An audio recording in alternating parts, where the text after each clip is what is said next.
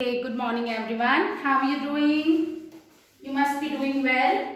Okay, so we were doing exercise 12.1 till question number 3 we have discussed. Now question number 4. Just look here. So question number 4 is saying the wheels of a car are of diameter 80 centimeter each. Wheels of a car are of diameter 80 centimeter each. It means radius of the wheel will be is equals to 40 centimeter, right? Diameter, radius is half of diameter. How many complete revolutions does each wheel make in 10 minutes when the car is traveling at a speed of 66 km per hour? When the car is traveling at a speed of 66 km per hour. I'm so sorry, it's 66 km per hour. Okay, so speed of the car is equals to 66 km per hour. What do you mean by this? Speed of car is 66 km per hour. It means car is traveling 66 km in 1 hour. It means car is traveling 66 km distance. Car is covering 66 km in 1 hour. Just look here. इसका मतलब है 66 kilometre per hour का मतलब है 1 घंटे में car कितना distance travel करती है 66 kilometre. Now what you need to find, you just need to find number of revolutions does each wheel make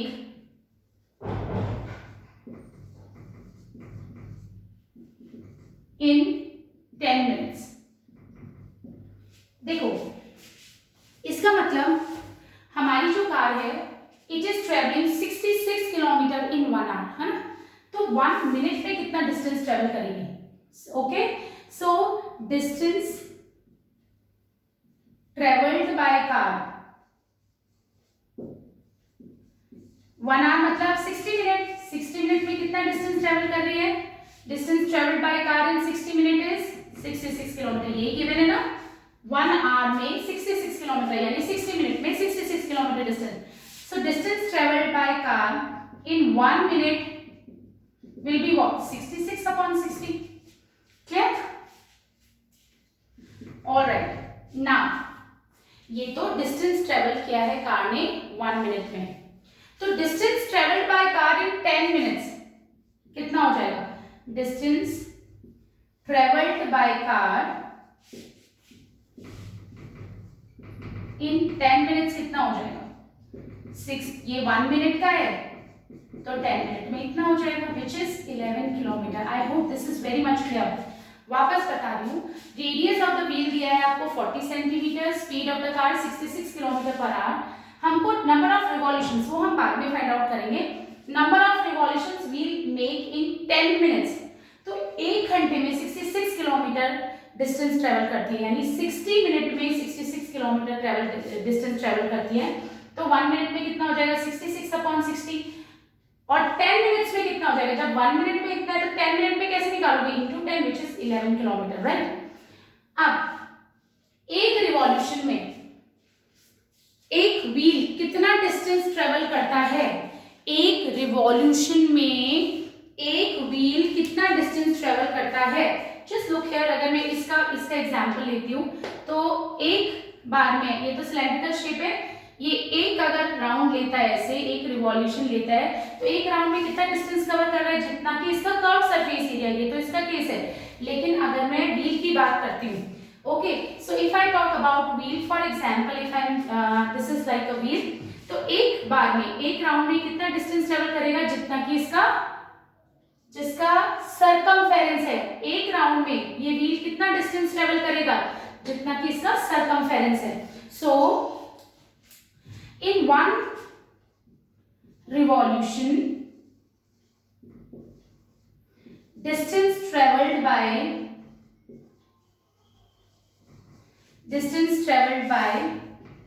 wheel is equals to 2 pi r. अब हमको निकालने कितने रिवॉल्यूशंस में वो इतना डिस्टेंस ट्रेवल करेगा, क्योंकि 10 मिनट्स में वो कितना डिस्टेंस ट्रेवल कर रहा है? 11 kilometre. So let wheel takes n revolutions to cover 11 kilometer. Let wheel takes n revolutions to cover 11 kilometer. एक रिवॉल्यूशन में 2 pi r, तो n रिवॉल्यूशन में 2 pi r into n, which is given to you 11 kilometer. Is that clear? One revolution में 2 pi r, तो n revolution में हो गया 2 pi r into n, given to you 11. Now you just need to find the value of n. So how would you find out this n? Just look here, 2 into 22 by 7 into radius is what? Radius of the wheel is, okay. Now radius of the wheel is 40 centimeter, है ना, और ये kilometre में है, तो 40 centimetre को आप kilometre में चेंज करोगे, ठीक है। 40 सेंटीमीटर को किलोमीटर में चेंज करने के लिए क्या करोगे? अंडरस्टूड? 40 सेंटीमीटर को किलोमीटर में चेंज करने के लिए क्या करोगे? Divided by 100 into 1000. Is that clear? क्यों किया है?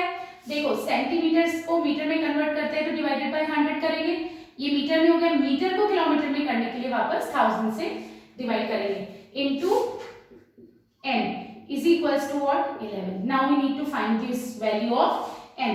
तो n की वैल्यू क्या होगी? I am just writing it again ताकि आप लोगों को अच्छे से क्लियर हो जाए. I think I should rub this.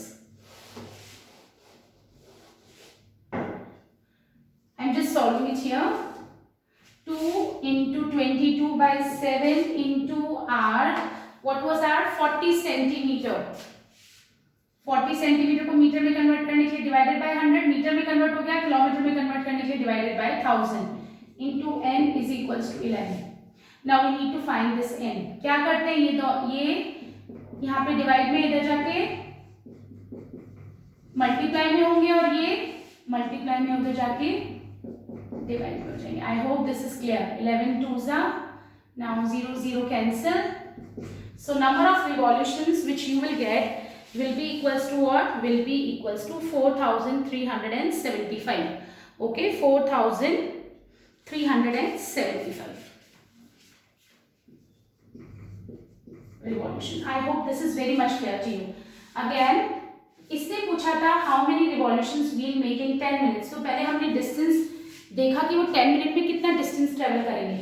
Distance travel by car in 60 minute 66 kilometre था, तो 1 मिनट का डिस्टेंस निकाला और फिर इनटू 10 करके 10 मिनट्स का distance.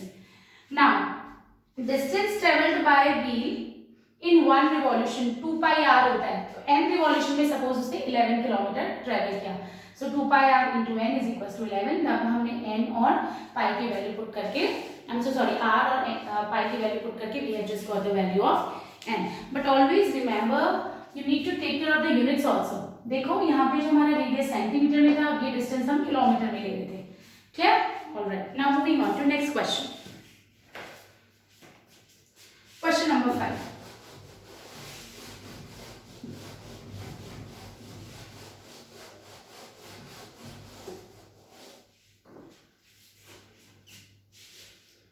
The wheel of a car are of diameter, I'm so sorry, question number 5. Tick the correct answer. In the following and justify. If the perimeter and area of circle are numerically equal, what do you mean by that? Given perimeter of circle is equals to area of circle. This is given. Now you need to find the radius of the circle. Perimeter of the circle 2 pi r. Area of the circle pi r square. Pi से pi cancel. एक r से एक r cancel हो जाएगा. 2. You will get value of r as 2 units. So value of r will be 2 units. It's given. हमको दिया था तो perimeter and area of circle ये given है हमको. तो perimeter of circle 2 pi r. This is pi r square. Pi से pi cancel. I hope you understood. देखो r square का मतलब होता है r into r. ये मल्टीप्लाई में इधर डिवाइड में जाएगा तो कैंसिल हो जाएगा, यानी r की वैल्यू हो गई 2. Is that clear? Okay. Now very important topic we are going to discuss today, area of segment and area of sector of the circle. Okay, so just look here. Although I have discussed in introduction, okay, so just look here now. You remember what I told you about sector of the circle? This is sector, है ना? Area between two radii of the circle, तो ये भी area है between two radii, and this is also area between two radii. This is minor sector and this is major sector. ठीक है ना? ये हमारा सेंट्रल एंगल होता है. तो माइनर सेक्टर का area, you remember how to find minor और major, whatever, theta upon 360 into pi are square. This is the area of sector. If you talk about minor sector तो आप angle minor sector वाला लोगे. अगर major sector का आपको area निकालना है तो ये एंगल आपको ये वाला लेना पड़ेगा. And how do you find this angle? 360 minus theta. जैसे अगर ये 30 डिग्री दिया हुआ होता और तुमसे पूछते हैं मेजर सेक्टर का एरिया निकालना है तो क्या करोगे? Just look here. Suppose they are saying this is 30 degree, है ना? And you wish to, and radius is also given, and you wish to find out area of major sector. So आपको जो ये थीटा, ये angle लेना होगा, वो कौन सा लेना होगा? मेजर सेक्टर का. अगर वो आपसे एरिया मेजर सेक्टर का पूछ रहे हैं तो अगर ये 30 है तो ये कितना हो जाएगा? 360 minus 30. I hope this is clear, right? क्योंकि ये कंप्लीट एंगल होता है, right? This is area of sector. You remember length of the arc. आप लेंथ ऑफ द आर्क कैसे निकालते हो? Theta upon 360 into 2 pi r. अगर आपको major arc, this is minor arc, major arc की length निकालनी है तो आप फॉर्मूला यूज करोगे theta upon 360 into 2 pi are, but theta आप मेजर आर्क वाला लोगे. Is that clear? Now segment, area of the segment. Segment, what do you mean by segment? When we draw a chord in a circle, I hope everybody remember what is a chord. When we join any two points in the circumference of a circle, we get a chord. देखो ये chord है. A chord divides a circle into two parts. जरूरी नहीं है two equal parts, वो diameter के case में होता है. So ये जो दो parts होते हैं इनको हम बोलते हैं segment. ये minor segment, this is major segment. Segment का एरिया कैसे निकालेंगे? It's very much easy. देखो दिस इज सपोज सेंटर, तो आपको क्या करना है? अगर मैं इस एरिया की बात करूं, ये पूरा, ये तो हो गया सेक्टर का एरिया. इस सेक्टर में से अगर मैं इस ट्राइंगल का एरिया हटा दूं, देखो, तो आपको किसका एरिया मिलेगा? सेगमेंट का area. So area of segment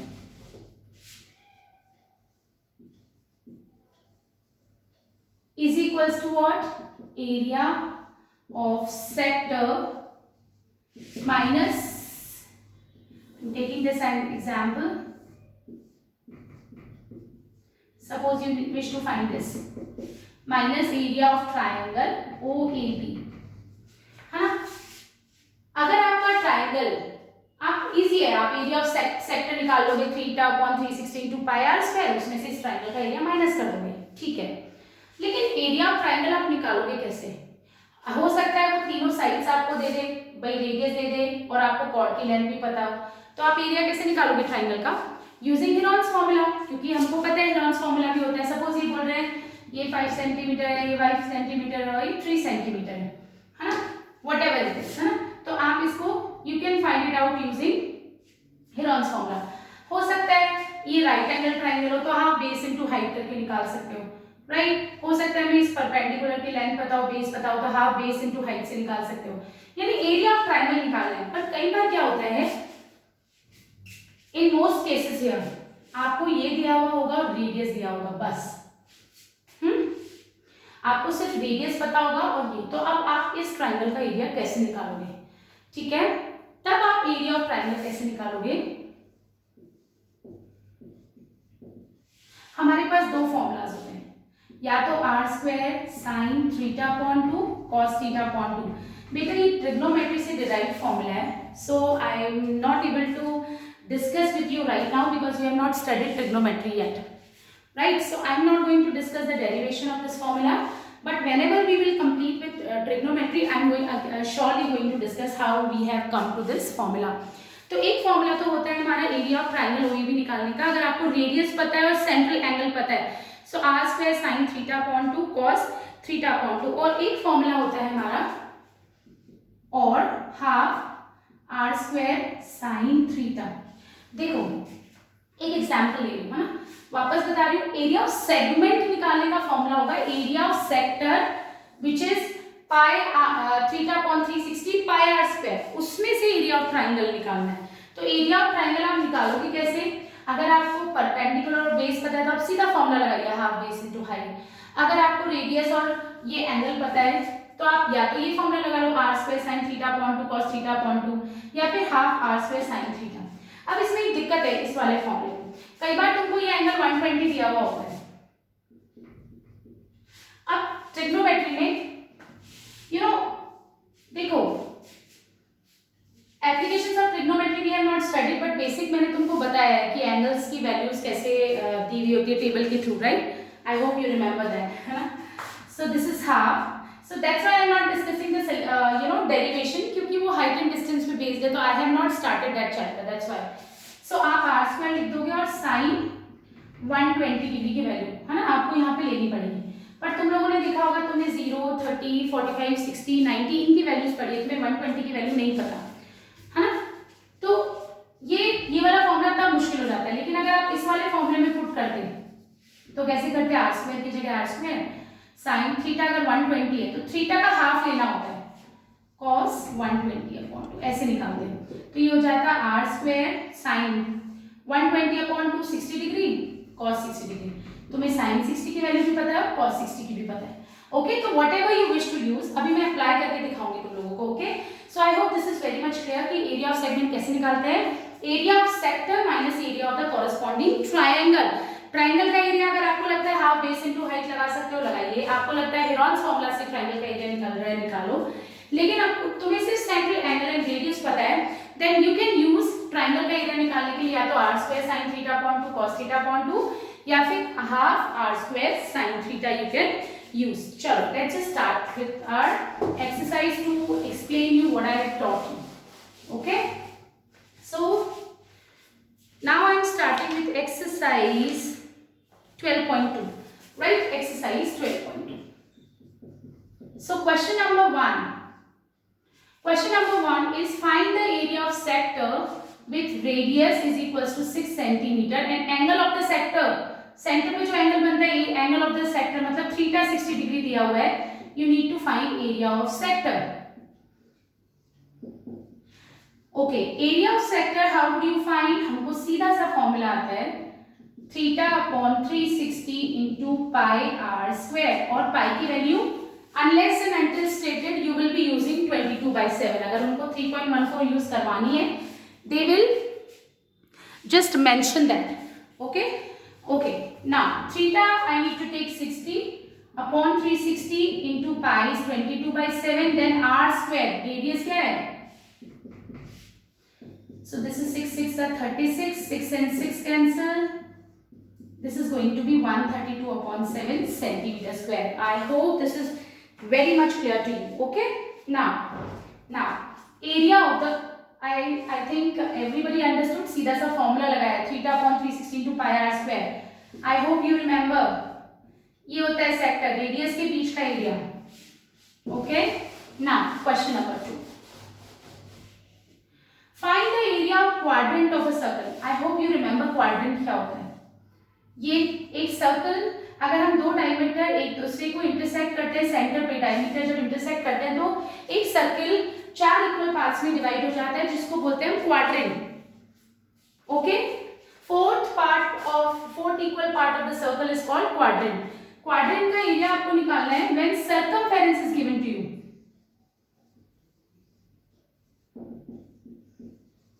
यानी आपको सर्कमफेरेंस मतलब 2 pi r, length of the boundary is given, so 2 into 22/7 into radius. ये रेडियस नहीं है, ये सर्कमफेरेंस है, तो आपका रेडियस आ जाएगा 7/2। जस्ट लुक हियर कैसे किया है, I hope you understood. 2 pi r की वैल्यू 22 सेंटीमीटर दी हुई है, we just need to find r। 7 divide में था, मल्टीप्लाई में चला जाएगा, ये 2 और 22 मल्टीप्लाई में थे तो डिवाइड में चले जाएंगे, तो रेडियस विल बी दिस। आप सॉल्व करोगे, you will get this. Calculation आप अपने हिसाब से कीजिए, बट इन्होंने रेडियस नहीं पूछा है, they are asking us to find area of quadrant. क्या कर सकते हो, या तो पूरे सर्कल का एरिया निकाल लो, डिवाइडेड बाय 4 कर दो, तो भी एरिया ऑफ क्वाड्रेंट आ जाएगा। बट देखो ये एक रेडियस है, ये भी एक रेडियस है, और दो रेडियस के बीच के एरिया को तो हम सेक्टर भी बोलते हैं, यानी सेक्टर का एरिया तो निकालना है। लेकिन तुम बोलोगे ma'am what is the angle then, listen here, यहाँ पे एंगल जब क्वाड्रेंट की बात करते हैं तो एंगल कितना होता है 90 degree. This is understood. I hope everybody is very much clear, right. So this is going to be 90 degree. So area of quadrant, quadrant भी तो क्या है, दो रेडियस के बीच का एरिया ही तो है. ये एक रेडियस है, ये it is the area between two radii. So quadrant का we can use this formula theta upon 360 into pi r square, but theta हमको understood है कि when we are talking about quadrants वो 90 degree होगा because two diameters will be perpendicular to each other, right?